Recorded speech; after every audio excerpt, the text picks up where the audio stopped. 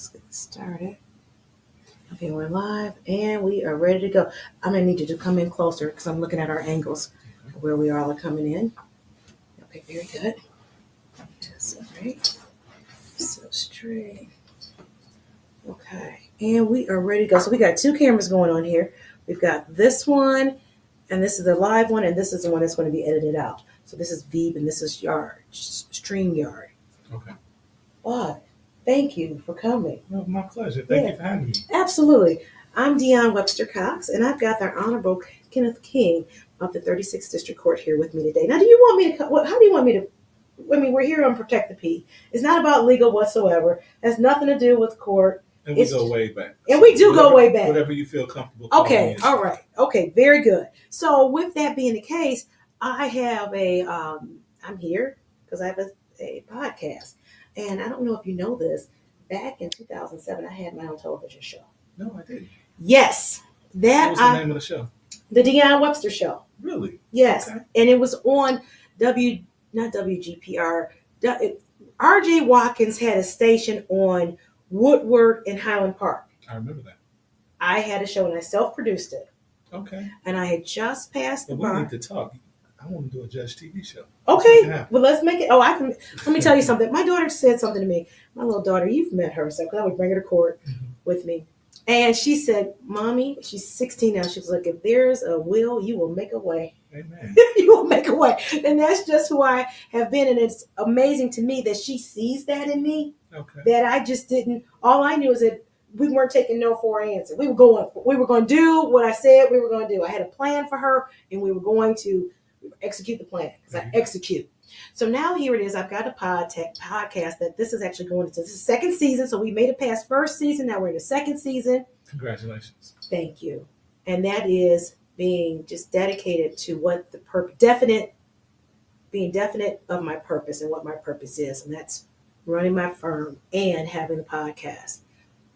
And so what it is that it's called Protect the P. And everybody asks me, well, what's the P? That's the first question I asked you. That's the first question you asked me. Now, do you want to know the origins of Protect the P? Sure. My daughter, I looked at it after I got a gift from God, and she was the gift from God. And I only had one job, and that was to take care of her and protect her. One job. That's it. So when she was younger, and from the time she was in the womb, I would tell her to protect her P. And I would say, listen, if anybody touches you, if anybody does anything to you, you tell me now. Because I had her at 38. I said, don't wait till you're 40 and I'll be damn near 80 and tell me about somebody did something to me, did something to you, and your whole life is ruined. I said, I don't want to hear it then. Mm-hmm. Tell me now so I can do something, we can handle that. Right. So if you don't tell me, I don't know, and don't come tell me, I don't want to hear how depressed you are at 40 and all these, I don't want to hear it. Right. So then at that point, that has been that's been one of my themes with her is to protect her P. So then I said, well, you know what? There's more. And I've been always very, I don't want to say too base level with her. I think it kind of, when we're talking to our children, sometimes you just have to make things very plain and simple so they'll understand. And sometimes you do, you put it in a way that is very formal, and we're being very proper in our speech with our children. Sometimes you just say what it is. So with that being the case, with my daughter, I have the only thing I can do is love her and educate her. And the only way I know really to educate her is I take her out traveling. And that's it. Mm-hmm. So when I go out, I ask people what's their P. People say, what P? I said, what P do you think of? There's many words that start with the letter P. Mm-hmm. So with that being the case, I told you the origins of the P, protect the P. What's your P? So when I think of my P, I think of either peace or privacy. Okay. And I've learned that protecting your privacy is very important. And I mean that because take you, for instance, you have a lot of things going on here. You have a beautiful office. Thank you. You have a lot of people that are working here and are dependent on you and so forth. But what you have to understand, recognize, and appreciate is that everyone is not going to be happy for you. Oh yeah, I got that part. So people get into your business and will try to tear you down or look for you to fail in any kind of way. So it's important that you protect your privacy. Absolutely. You Absolutely. can't let everybody know everything that you're doing, everything that you're thinking about, because people will try to take it and use it, or take it and use it against you. Don't I know it? I had a person who we had been friends for years, worked and met during, well, I've been an attorney, so past 18 years. And I'll tell you something, this person said, let me tell you something, nobody likes you. I said, I Well, said, that's a lie. I said, well, thank you for your honesty, and we're done. I have no more. But I appreciate. That's Tell not me, true. I appreciated the honesty because if yours is nobody, then you're part of the That nobodies. wasn't honesty. That was their opinion. That was their Yeah, opinion, 'cause right? I doubt very seriously if they asked everybody if they like, because they didn't ask me if I liked you. Right. You know, Well, that if was I the. didn't like you, I wouldn't be here. I would think not. I would think not. But yeah, so that's what I was told. So how do you protect your privacy? So how? What's your piece and protect You the have peace? to you have to keep your circle small. Keep things. You can't when good things happen to you. Unfortunately, you can't share them with everybody. You know, I once upon a time when I got hired in on Wayne State Law School's staff to be an adjunct professor, I posted it. When I got hired on at UD Law as a professor, I posted it. And when certain things happened throughout my life over the last year or so, people could not wait to pounce on that, Right. and try to destroy everything that I had accomplished. Right. So you have to keep things close, and then people will take it as though you're bragging when things are happening to you. My blessing is not me bragging, but I have to. I thought that I had to share God's goodness, what He was doing for me. Right. But I have to also be mindful, like I said, that people aren't going to always be happy for you. No, they're not. They really are not. And but how do you stop that? You can't. You know what you've been given is a blessing from God, Yeah, and sometimes it just shines through. yeah. You're not going to stop God You shining. can't. You You know, can't stop His that. light is going to shine through you. And I'm telling you, folks will try to And, put you and people down. are going to hate, regardless. But don't give them too much to work with. Yeah. Don't let them know everything that you're doing or everything that you're thinking about. Oh, absolutely. Absolutely not. I always say before I get ready to, when I have a trip plan, I never tell anybody about the trip. I keep it, I hold it close to my Because vest. people hate who she thinks she Oh, yeah. is. Oh, I get that all the time. She always running around the country or running around The world. It's the world. It's the world. And I'll say it. And I have no problem saying it because that's, believe it or not, that's, I don't have, and I'm okay. I know that whatever I think I can achieve, whatever I think and put in my mind that I want to do, I can make it happen. When it comes to fruition, it may not be the way I thought it was going to be, but it happened. Yeah. So So there's I can so tell you have a business mindset. oh, I Absolutely. do. Just looking around, I can tell that you have a business mindset because everyone can't do what you do, but that's a gift that God gave you. That's truly a gift that he gave me, and I appreciate it. And every day I thank him. What I do is when you talk about protecting, I know you said you protect your privacy, and that's how you protect your privacy. How do you also said your peace? Oh yeah, peace. Peace is another thing. Is that you know people will always come at your peace, and I pray every night for peace that I'm able to have a restful night's sleep, and that negativity is kept away from me because people will throw their burdens on you. If it wasn't for other people's problems, I wouldn't have any. Right. We know that as attorneys and as judges. Right. If it wasn't for other people's problems, we wouldn't have any. We're just fine. I would probably have hair. You probably wouldn't have any gray. I'm liking the storm though because I want to go all white, and I'm telling you, I like it when it comes in. But I agree. I agree with you. Um, and it's funny. I was having a conversation. Someone called me, and they said, "Oh." oh, I can't, I got to get this certain piece of equipment. I need this piece of equipment, and the insurance company is denying it, and they're saying I don't have this. I said, wait a minute, because I have a case management company. Mm-hmm. And I said, well, all right, do you want this piece? Because my case management company can do things. Okay. It can. And then I can bill the insurance company because we've got what we need, which is a prescription from the doctor saying you need this. And I'll fight it out with them later. And the person really wanted to focus on what I said. And I finally had to say, listen, I don't want to talk about what somebody else. I have a solution here. Right, I got a you solution. Just want to talk about the problem. I said, I'm not going there with you. Right. I'm talking about, do you want, you say you need it, you say you want, you said there was a prescription. I'm here. I don't want to. Why are we still talking about it? Couldn't help it. And then I remember the person said, finally, we shouldn't get out of pocket. I said, we're not out of pocket. I said, well, remember you told me that's how women talk to each other. I said, so listen, my thing is about solutions. It's not staying, I cannot go where I want to go if I focus on what went wrong, what somebody else didn't do or did. I can't focus on that because I have no control over that. I have control over what I do. That's right. And I focus on that. And trust me, it's okay. So peace is very important. It's very important to your overall health because if you don't have peace, then you're going to have stress. And stress will kill you. Absolutely. Stress will give you a stroke. Stress will give you high blood pressure. All of those things. So you have to guard your peace. All day. Now, is there anything in particular that you do to protect your peace? I pray. Okay. I exercise. And I try to stay away from negativity. Right. I get it. And I'm just, it's a spirit. And a lot of people possess that spirit. And if you're not careful, they'll try to thrust it upon you. You have to be very careful who you hang around with, who you let enter your circle. All day, every day.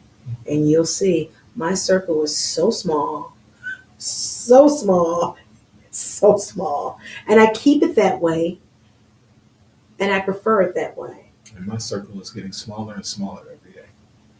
You know, I know a lot of people, but a lot of people aren't allowed into my inner space. The inner sanctum. And they can't be.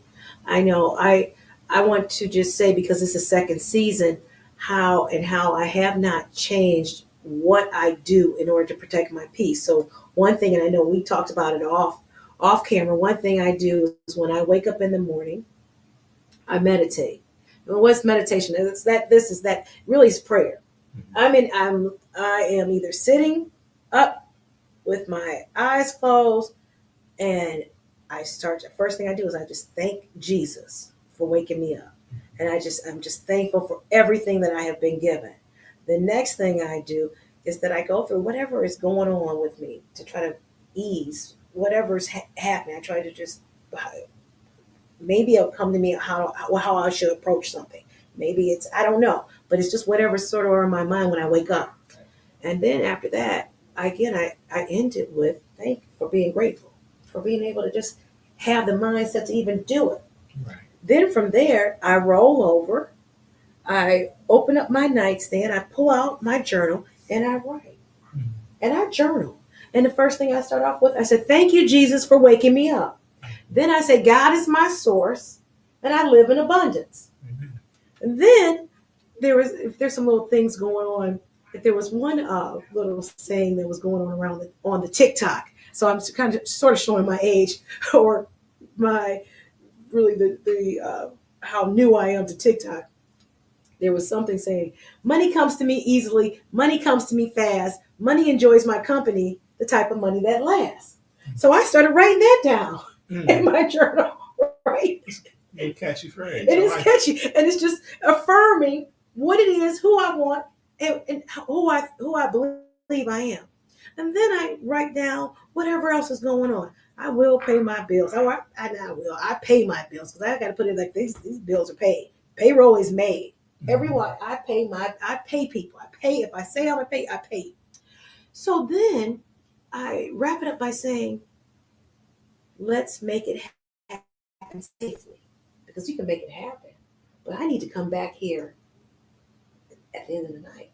And I'm telling you, these are 12, 14-hour days. There's some days in here, I'm in here till 8, 9 o'clock. PM, just hey, this needs to be done. This needs to be done. It's always something that needs to be done. So after that, when I come back home and I say, when I leave, I've got those four things done and I feel good. And then when I come back home before I go to bed, I meditate again. I say another prayer just to be back in my bed again. Mm-hmm.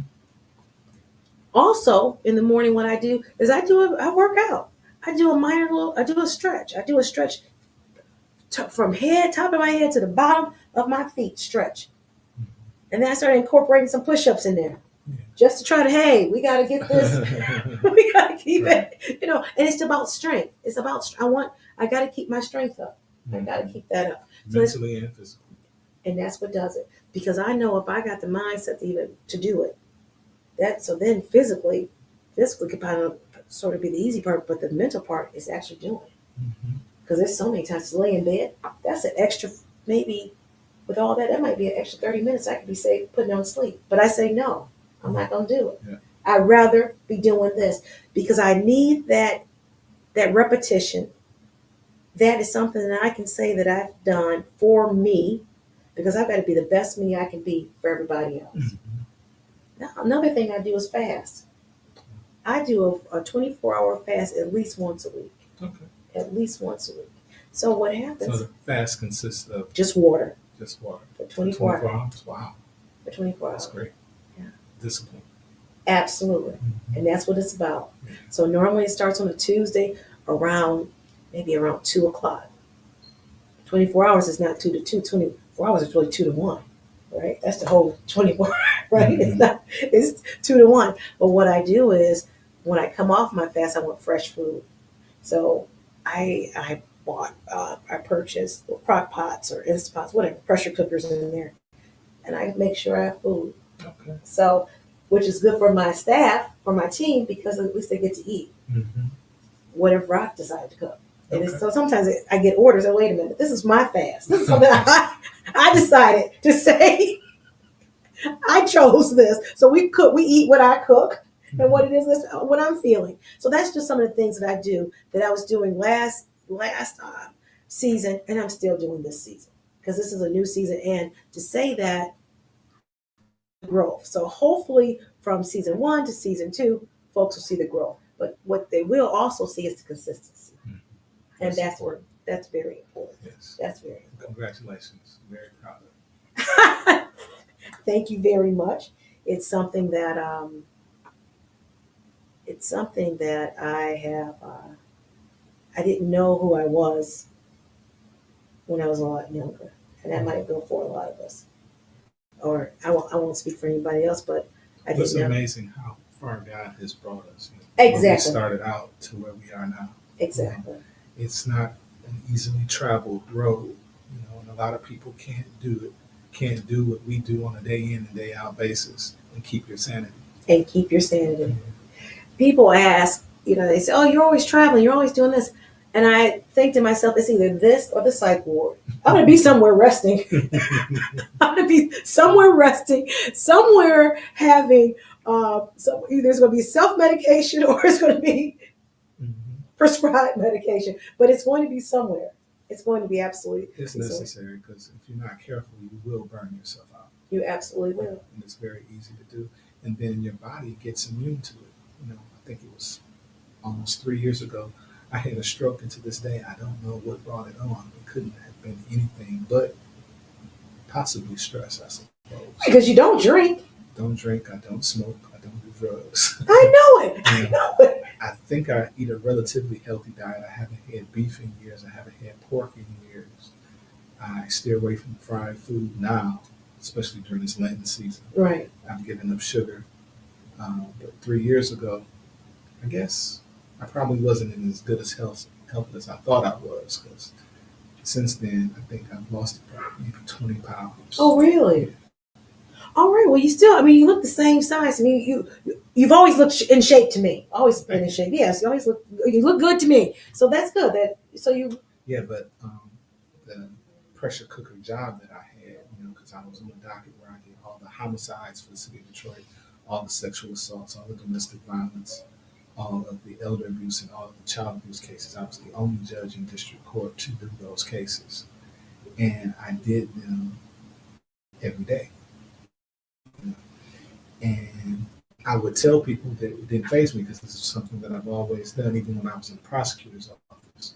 I only did murder, rape, and robbery cases, and usually sort of the high profile cases. So doing this docket was not a big thing for me, I can handle it, but I think you internalize a lot of things because I see a lot, I see the worst of the worst from the city of Detroit.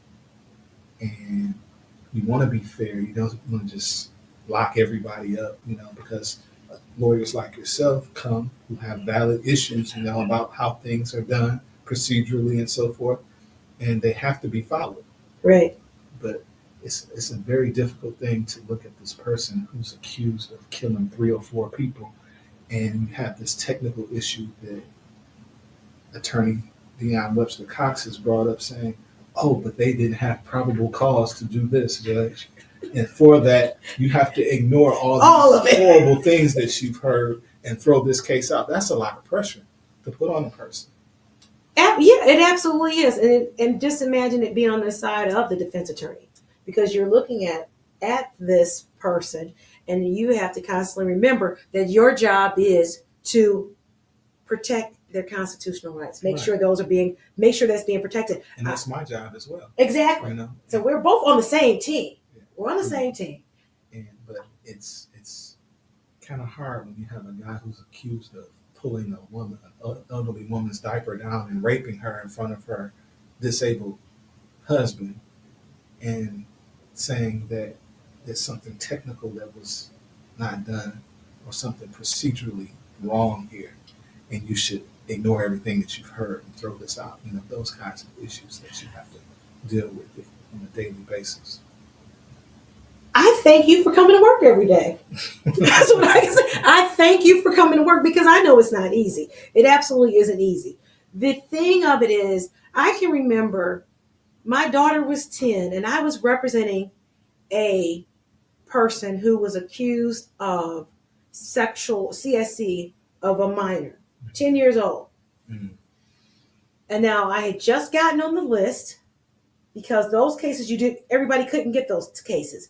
Those were your capital cases. So I just got on the capital list, and I had to listen to what he had to say, and I listened to what he had to say, and I had to get the background story. Now, at no point in time did I would never blame the child, because there's nothing. I mean, I say that even about the whole Sean Combs deal, P. Diddy thing. If there were any kids involved, you're done. You're done. If it was all adults, and I maintain, if it was all adults, it is what it is. That's how I feel about it. It is what it is. So if it's all adults, I'll represent them. But if it's some kids, I won't. I can't explain. I wouldn't be able to do that. But here it was. See, I can't hold that position. You can't. I have to listen to everybody and everybody's side. Right. Because there may be an occasion where a kid has been coached or coaxed into saying something, or for whatever reason may not be truthful. I don't know. Right. Or inconsistent in what it is that they're saying. Inconsistency versus believability. Right.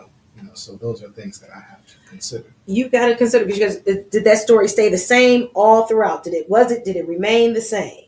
And if it changed, did it change in a big way? And why did it change? Exactly. Well, here was the person I was representing. My daughter was the same age. Background story: the mother was on drugs.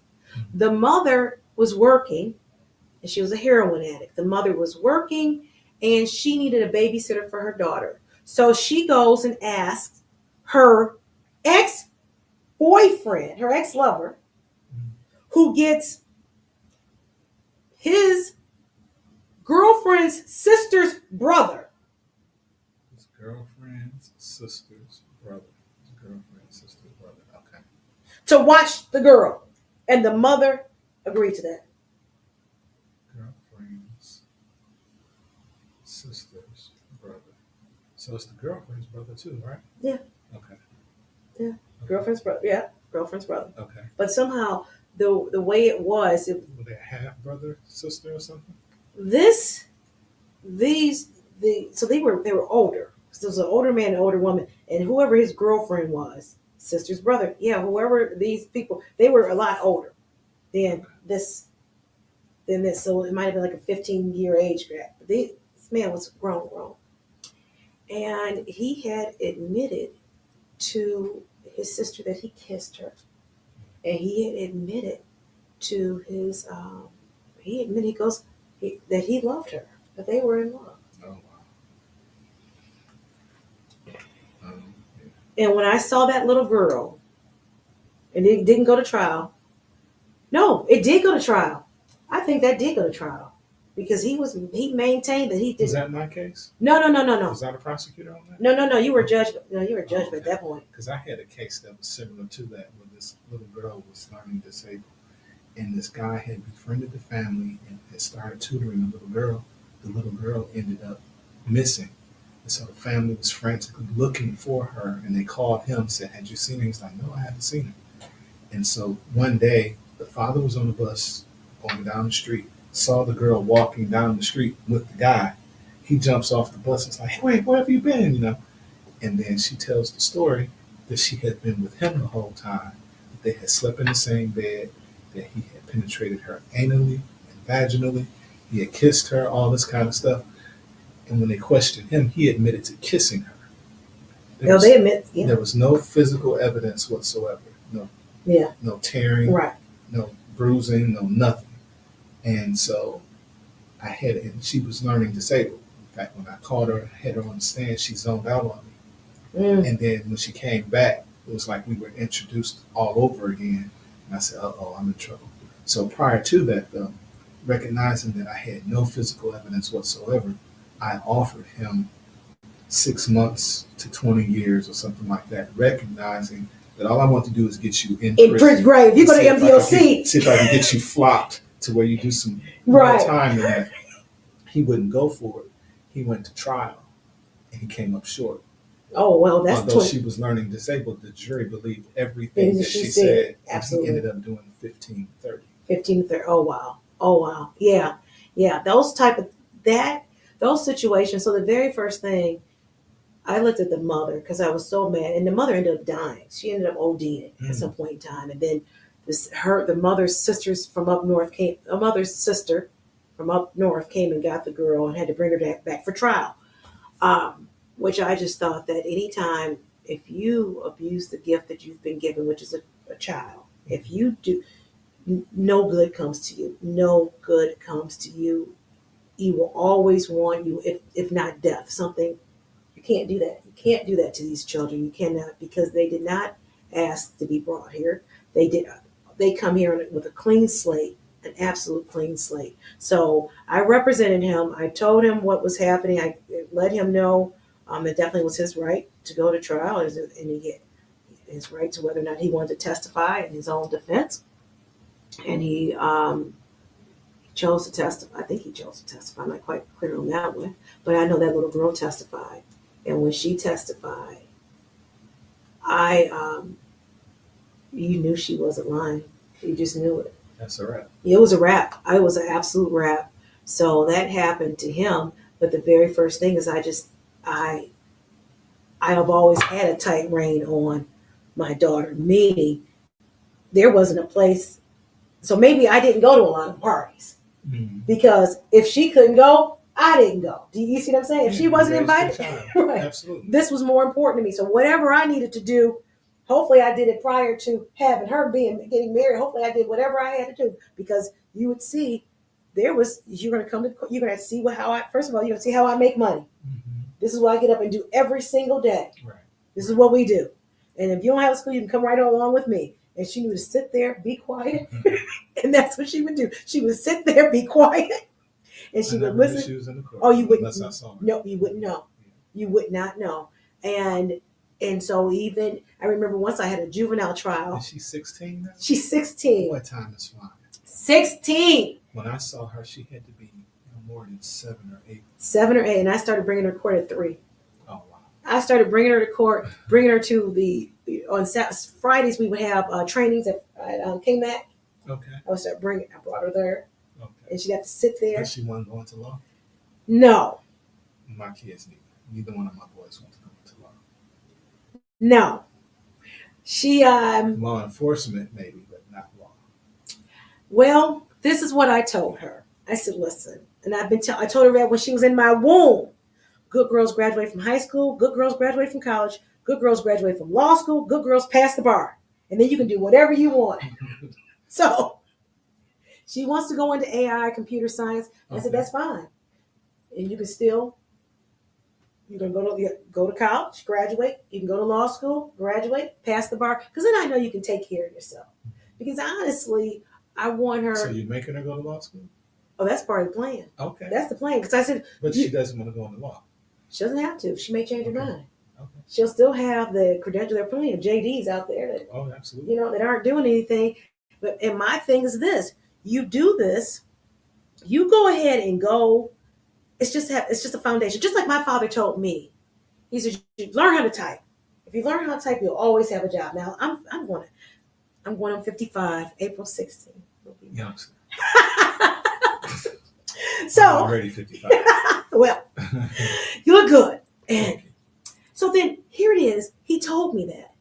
And I took a typing class. I think my first one might have been in 8th grade or something. Then when I was in high school, I went into Cass Tech. I went into the business. I wasn't chem bio. I was business. So we still had to learn the computers and all that. Okay. I was a high school co-op at GM. That's where I met Sandra Bolger, my mentor. And she's like, no, you're going to Michigan or Michigan State. Undergrad. Okay. I don't know why they're trying to push you here, but that's where you're going. And she wrote a letter for me and everything. I went to Michigan. Oh, well, Sandra graduated from, you know who Sandra Bolger is? Sandra and Harold Bolger. Mm-hmm. She was at the GM tax staff as an attorney. Her undergrad was Michigan State, and she graduated from the University of Michigan Law School. Okay. So that's how she's like, you're going to go to either one. Because I was thinking, well, nothing wrong with any of these schools. I was thinking Lincoln. That was HBCU. It still is. And I was thinking Wayne State. I was thinking, that's pretty much where I was thinking. Okay. And she's like, no. Why are you not thinking? I was like, I don't know. Because my parents both graduated from Wayne State. Okay. So she's like, no, you got to think big. Think big. Think bigger. I said, okay, I'll apply. And then the rest is history. But I've been grooming her, and that's what I've been doing for 17 years. So because I've been telling her who and what she's going to be. And, I wanted, as long as she went on a college tour. I went to Vietnam and she went on a college tour. And she came back and she asked me, she goes, Mommy, how are you going to feel? How do you feel about if I go to, how would you feel if I go to an HBCU? Mm-hmm. And I turned my head and I said, I'm fine. As long as you go. As long as it's not Wayne State, because I wanted her to go away. I don't want her to stay at home. I wanted her to experience and go away. And she goes, well, I found my people at Howard. Mm. I want to go to Howard. Okay. And I said, okay. Absolutely nothing wrong with it. Nothing wrong with nothing at all. I considered an HBCU when I was in high school, and then I started doing my research. And it made me realize that the racism that they face as graduates coming out, and I said, I already got my strikes against me. I don't need more. Right. Whereas coming from a Big Ten school, you're part of a fraternity, so to speak. Especially in this area, especially in the Midwest, right. You're received a little differently because you're part of them. You're not really part of them, but you're right. Well, at least we all went to Michigan. We went to Michigan. We went to Michigan State. That's exactly. Let's be a part of the fraternity going that route. So she's and she's still just a junior, and that's where she said that those are people. And I said, fine, if you've met your tribe, and you can always go to a school on. I mean, she studied at Cambridge last summer, so you can always do something on the summer. You can always go to. It doesn't matter if that's where you want to go. The whole bottom line is for you to go. Right. I want you to go. You've got to have that experience. That's it. Go and have the experience. So I think she'll probably take a different route than me in that she will more than likely, she'll probably join a fraternity. I mean, a sorority. She'll probably be in a sorority. They wouldn't let me play in the reindeer games, right? They would not. Really? The first time I think you rush first, and then I didn't make it to pledge. They said no. And then the Oh, wow. second time I Who did went you pledge? Delta, Delta. Delta Sigma Theta. And then the second time, because it was with the women that I was in, who I just rushed with prior, and they had made it. And we were sitting in Helen Newberry, and they're the same women that last year crying, and then they're going hard on me. And I said, wait a minute, am I getting in or not? And somebody said, no, you're not. I said, well, let me get on out of here. Because I'm not going to sit up here. You're right. Don't sit up here abusing. Right. It was abusive. I'm in a toxic relationship. Right. Right. You just, I mean, if you're getting off on, and truly just getting off on, Mhm. oh, it was And they had no intention. no intention. Because I asked them, I said, am I getting in or not? They're like, no. Oh, And I said, all right. And I got up and left. wow.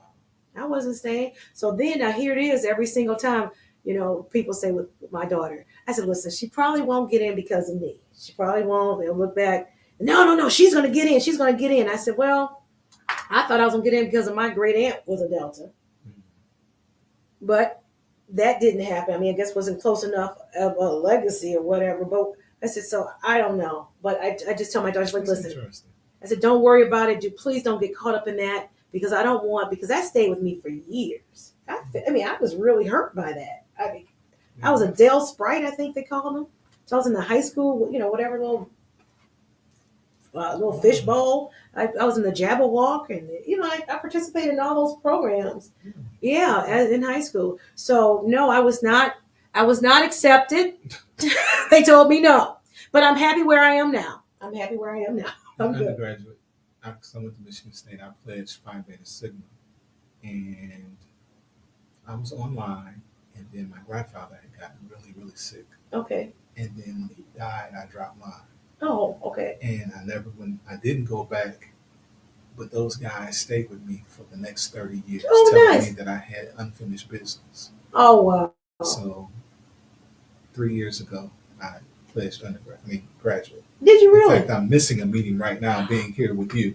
Oh, And thank my you. meeting is at 12 o'clock. So oh, dear. Well, but I said that I would be here, so here I am. Thank you Those guys are great guys. Phi Beta Sigma, Blue Phi. All right. Anyway. What about that way? Yeah, Blue Phi. All right, there it is. Those are my guys. Those are your guys. See, you found your people. Yeah, those are my guys. I don't have people. I've got me. They're not the only sorority. We have a sister sorority, Zeta Phi Beta. Yeah, I'm not interested in. I wouldn't pledge anything now at this point. At this stage, I wouldn't. So right now, what I do is I donate. I give. I'm charitable. To different You're causes. already doing it. You find me. Yeah, I do my own, and I think that I truly believe that everybody, and this is why even when I practice and when I go before judges and I have defense counsel, I come from a place that everybody's doing what they have been directed to do. Mm-hmm. I was directed to do this, so my guy said for me to go this way, right? This is the way I'm going. We're all going the way, and it turns out the way it's supposed to turn out. I have no. That's how I look at things. Like, okay, everybody's doing a job, and I have no problem with everybody doing a job. So I go back to that point where I said, hey, I was in Helen Newberry. I'm happy she did tell me no. Mm-hmm. I'm happy she didn't make me come to more sit down and pull up with that crap. I'm happy she did because I was able to say, okay, thank you, and let me go on about my business and do be about the business of what I need to be doing. Right. And it really helped and shaped me because it helped me. It really did because I can always appreciate somebody being very honest with me. Mm-hmm. You're honest with me, I got it. I can, and in fact, I'm not going to be mad at you or angry because I'll say, okay, I understand that. What I don't understand if you sit in my face and tell me something, completely lie to me, and then we got a problem. Yeah. Then we got a problem.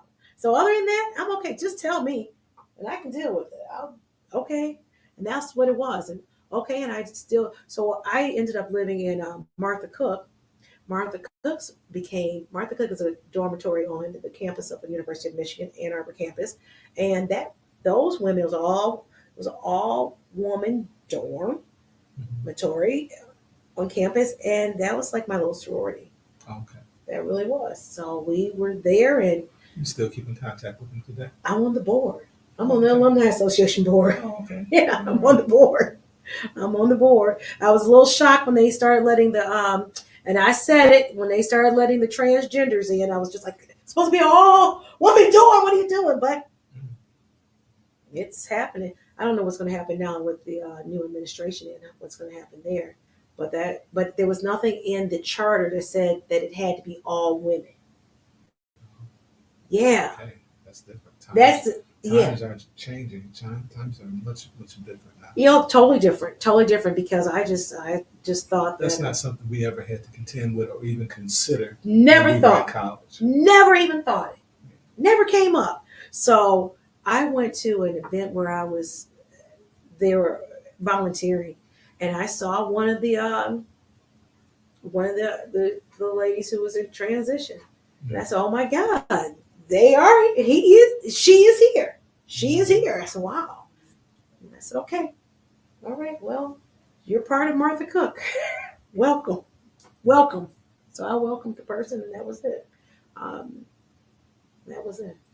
Yeah, and that's all I have to say about that. But that was my sorority. That really now is, with new people. I say that because now, whereas a sorority is normally all female, you think, right? That's that's Right. what I thought. That now it's now I guess, but until you completely have the operation, you're still biologically what you are, right? If you haven't had that operation, you're not. You're still biologically your That would be original very sex. interesting. I'm not sure what our bylaws say, but I believe they state that you have to be a male in order to join our fraternity. Well, you might want to read your bylaws to see what it I says. think. Because that was the thing about it. Didn't say it. It didn't say you had to be a.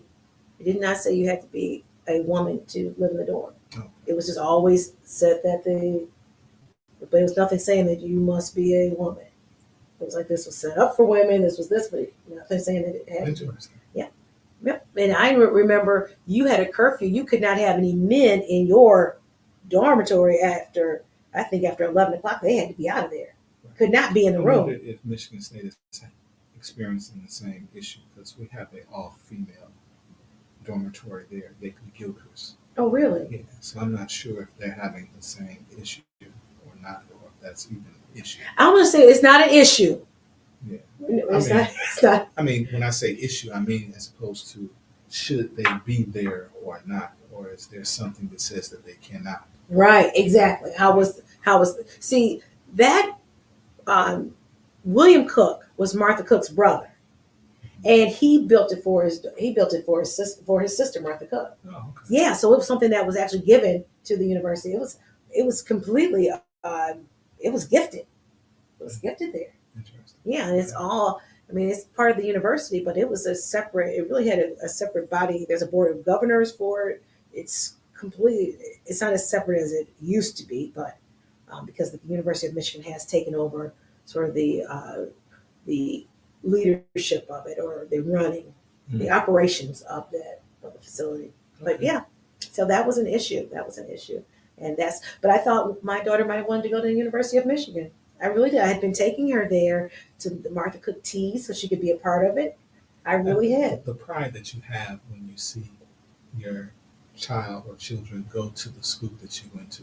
Because I was bursting with pride when my oldest son decided to go to Michigan State, and then my youngest son. And the interesting story about my youngest son is that after my second year at Michigan State, I moved off campus. I moved to Campus Hill Apartments. Okay. And so my youngest son gets to Michigan State, and after his first year, he wanted to move off campus. I think it was after his first year. Might have been his second, but I think it was his first. He wanted to move off campus. And so he says, okay, I'm looking for an apartment. I said, okay. So he tells me and his mom, my wife, he says, I think I found a place. I want you to come up and look at it. I said, okay. So we go to this place. It's this rundown apartment place, but this was like the parent place that farms out to other places. Yes. So he says, okay, no, this isn't the place. The place that you're going to is down the road. I said, oh, okay. So we pull up in Campus Hill Apartments. I said, I used to stay here. He was assigned to my exact apartment that I lived in. How do you remember that? How can I forget it? I stayed there for 2 years. I do He not. moved into my very apartment. You are kidding me. It gave me chills. It's amazing that you even remember the apartment you lived in. And it's absolutely amazing that he goes to the same one. The same exact one. Because I could not Stayed tell in my you. same exact room. Oh my God! So It gave me chills. that would give you chills. I don't even remember I don't even remember the room that I stayed in Martha Cook or Alice Lloyd. I don't remember either. Really? With my second year, Alice Lloyd, my girlfriend was the RA, so we had this big long room. I remember that room, but I couldn't tell you what floor it was on or anything like that. But it was a big long room, so I stayed there with her. First year, I don't remember. And Martha, I have no clue because I go back almost every year for spring tea. You'd be surprised what I can remember. I remember walking in my walker and falling down the stairs, bouncing down As the a stairs child? as a child, and knocking over a rubber tree plant, and my grandmother coming down, picking me up, and crying. I remember. Oh, I know she was crying like, please don't let anything be wrong with him. I remember when my aunt who just passed. I remember when she got married. I was 5 years old, and I couldn't go to the wedding. Why? I don't know. Oh, They okay. left me home. Okay. They went, But I think they must have went to the Justice of Peace or something like that. But anyway, I remember that. Right. There's certain things I remember from my childhood. Oh, wow. So it doesn't surprise me that I can remember something 30 years ago if I can remember something 50 years ago. Oh, wow. I don't. I would. My great aunt Louise would write me. She lived in Alton, Illinois, and she was a traveler. She's a teacher, and she's a traveler. She actually. So that's where you get it from. Oh yeah, because I remember Aunt Louise went to Spain. Okay. Aunt Louise went to Egypt because Aunt Louise went to China because she brought me back a jade ring, and they would have the projectors up, Okay. and with the little projector where you'd have to put the little card in, would have to and it would be on the wall. Remember those? Yeah. The circular. Yes. And we had to sit there and watch those pictures, and I just loved it. Okay. So yes, she was my very first influence because she told me and my sister, she's like, listen, if you learn the language, I'll take you there. Oh wow.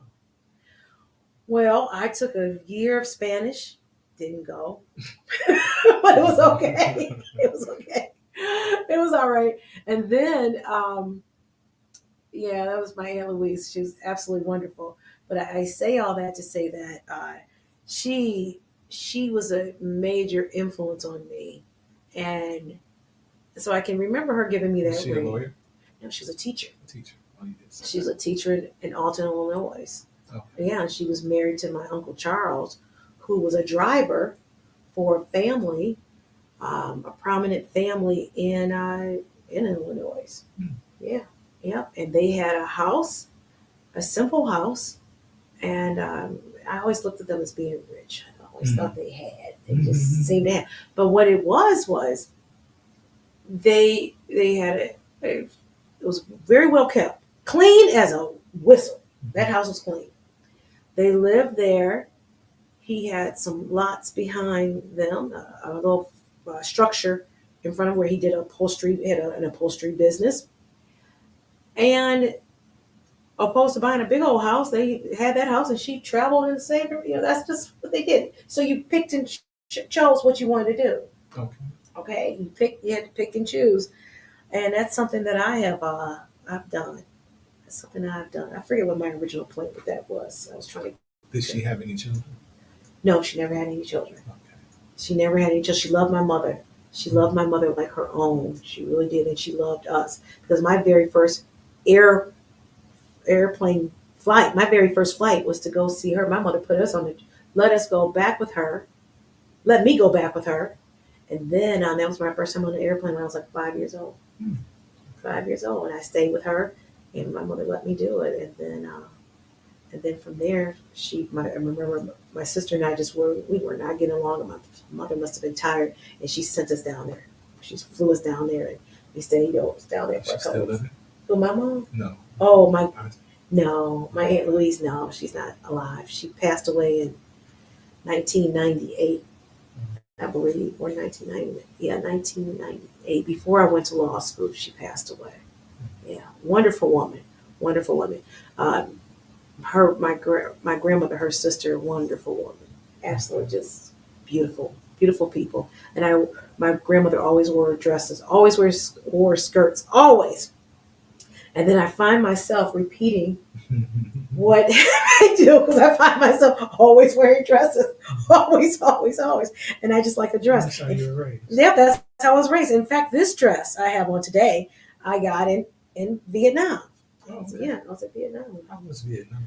I love Vietnam. Really? I have a story about Vietnam. I'm on the beach in Vietnam. Now, this was an adult trip. It was pretty much me for myself, and then I had a girlfriend of mine. Her son flew in where I was, and they stayed for 2 nights, and then they flew back on out. We did an activity, like an all-day excursion together. But this was an adult trip for me. Okay. Meaning, so I'm staying at the Intercontinental, and they have there's beach access, and there's a part where it's just there, just for them, where you had to show your card or whatever, tell them what room number you're in. I'm on the beach, and a man comes up to me, and he's selling art. He's selling his oil on canvas, and he's these beautiful. In fact, I was going to bring them to show you. And he shows me the pictures, and I said, "Okay." I said, "Let me. Do you have any of women?" He had one of a woman, and there was a woman. You couldn't really see her face; it was abstract, and she had a basket, and there was fish in a basket, and the fish in a basket. And I said, "Well, she looks sad. Why does she look sad?" He was like, oh, "Read the." He had a information sheet, and I saw the picture, and I saw the description. And it said she's unhappy. Okay. And I said, "Well, do you have So anything this else?" guy spoke English. He spoke some English. He did. He was pretty. It was broken, but he spoke it. And he told me to read this, and I read it, and that was in English.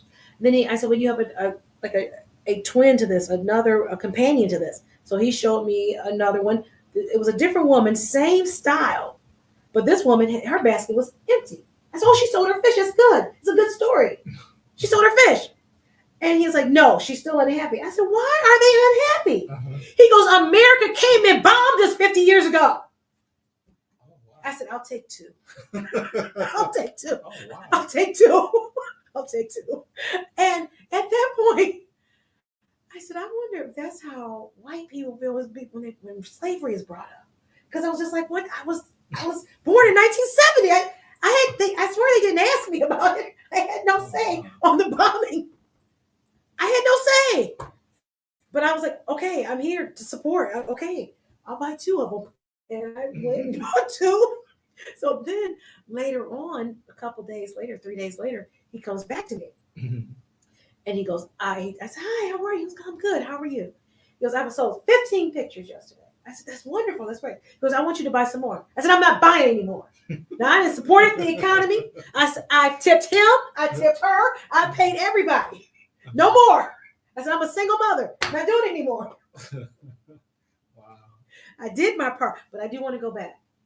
I was staying. I was on the 18th I floor. always worry about the language barrier. Oh no, How you're am I fine. going to? Oh no, don't worry about that. Really? Oh Why God, not? that's you go right now. They've got translation programs on your phone, your app. They'll come.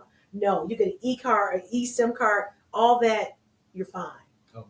That's the least of your worries. No, no. And then you figure we're tourists. They really just want us to buy things and support. So no. Okay. And you go and you're And then respectful. the other issue I have is safety. Oh no, safety is fine. Really? Now keep in mind, I'm not out. I'm not out trying to go find the disco or anything like that.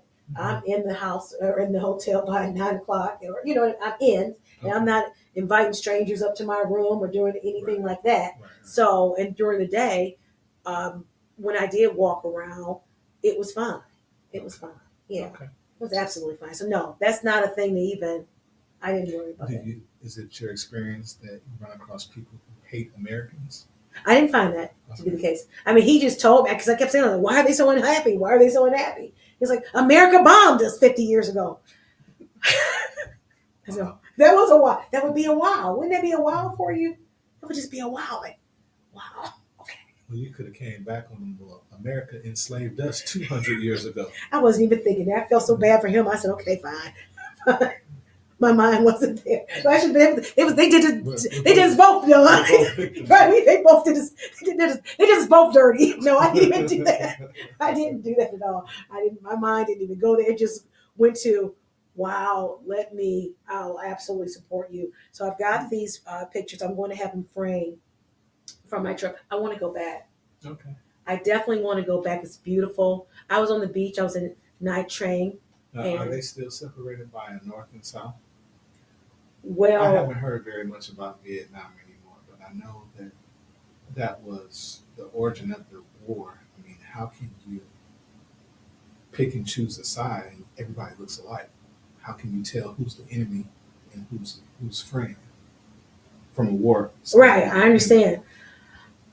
It had to be a very difficult war to fight. I would think so, and that's why remember Muhammad Ali refused to go. Right, he was in prison for not participating. Yeah, I would think it would have been for those. It would, either you support your country and you go over there. It's just, I'm happy we're past that. I'm happy we're at a place where we can believe go. half of that country is still communist. I think where I was might have been communist. Oh, was it? You don't even know. So I've been to China 3 times. China's a communist country. You can't even tell. Really? You don't even know it's communist. You don't. You go there, people have businesses.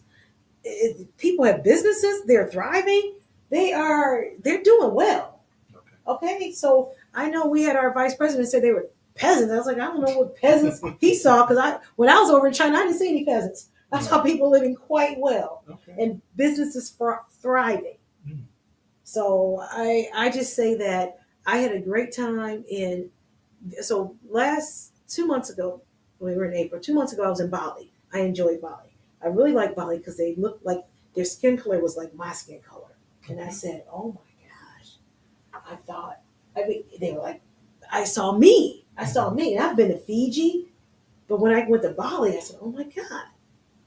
Then I go to Vietnam. Vietnam, where I'm staying is off, and I was off the beach in Bali as well. But I woke up, I had an eastern view, so I saw the sunrise. And just to see the sunrise in this high rise where I was, off the beach, it was a wonderful experience. Wow. And I was in the. What about the food? Food was wonderful. Was it? It was excellent. Okay. It was excellent. Hmm. Yeah, it was well worth it. It was worth it. Yeah, I would go back. I absolutely would. I've got the dong. I'm going back to use it. Yeah, we're good. What does this say? Oh no, that's something else. But anyways, yeah, I would go back. Okay, so listen, we talked about, we're almost there. We've got a lot of,